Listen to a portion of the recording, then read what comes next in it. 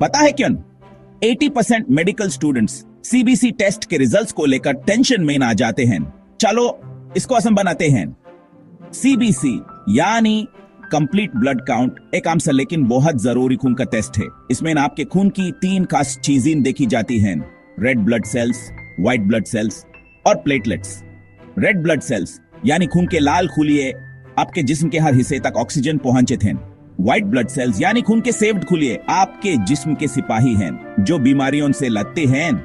और प्लेटलेट्स खून को जमने में मदद करते हैं ताकि खून बहना रुक जाए। सीबीसी टेस्ट से खून की कमी, इन्फेक्शन या दूसरी बीमारियों का शुरू में ही पता चल सकता है। इसके लिए आमतौर पर आपके बाजू से खून का सैंपल लिया जाता है और रिपोर्ट्स अक्सर कुछ ही घंटों में मिल जाती हैं।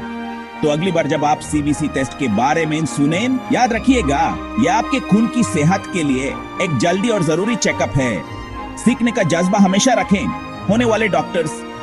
और हाँ, ऐसी छोटी छोटी मेडिकल मालूमात के लिए लाइक और सब्सक्राइब करना मत भूलिएगा। फिर मिलेंगे अगली वीडियो में।